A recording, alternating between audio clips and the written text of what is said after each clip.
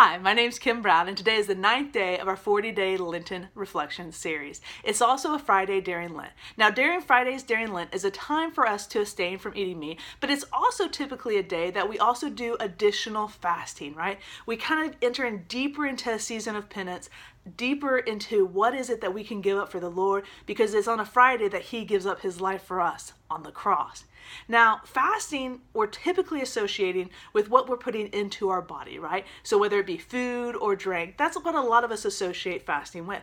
But we can also fast from other things, right? We can choose to fast from, if we realize we watch too much TV, we can fast from TV. We can also fast from certain things in our speech, right?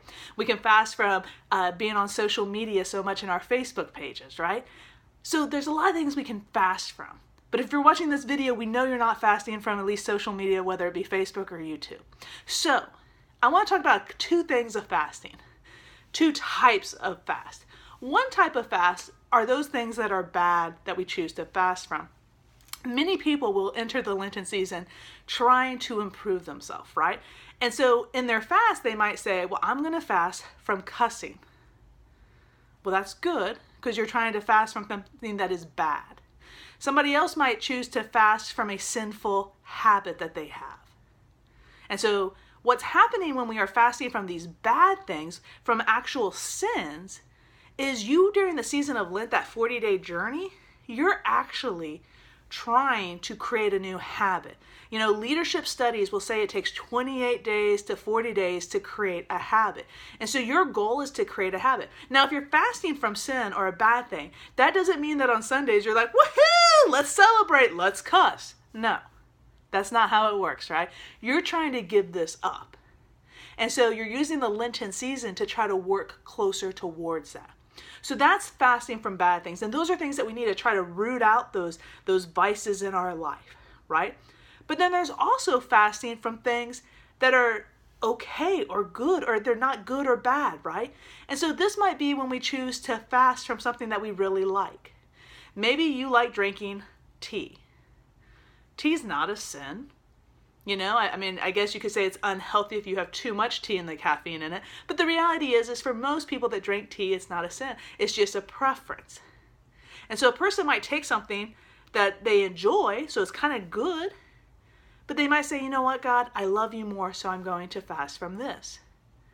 But then when the Sundays and Easter Sunday comes around, they're able to enjoy in that. They're able to enjoy the celebration of the feast by drinking that tea. So what are some other things? You know, my friend and her kids are doing it where daily the kids will pull out something to pray for. They're going to pull out something to fast from, and they're going to pull up something to give for almsgiving, right? And so in the fasting, some days the kid might draw, they're going to fast from playing games. Well, games aren't necessarily bad. Now, if you play too many of the games, but one of the kids, she loves to play card games. And so the other day she had a fast from playing card games, right? And so that was something she was having to give up. It's a good thing, right? And us playing together and spending quality time as a family, that's a good thing.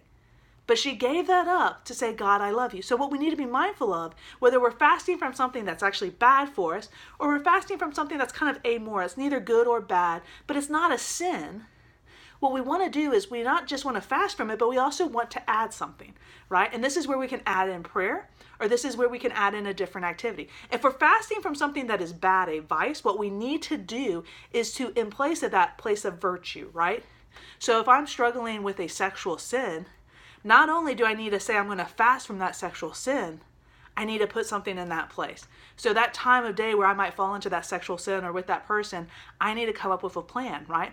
Hey, whenever I see this person, we're going to play card games. Or hey, at nighttime when I go to my room by myself, instead of opening my laptop, what I'm going to do is I'm going to open up my Bible. Come up with a battle plan, right? And so there's two types of fasting. We fast sometimes from those vices that we need to rid our life from, and the Lenten season allows us that time to build a habit. And other times we will fast from things that are good for us, but things that allow us to say, God, I love you more than this, right? The story of the man that finds the pearl of a great price and he sells everything for that. God, I love you more. God is love. Let the kingdom know. And let your fast today be one that helps you to draw closer to God.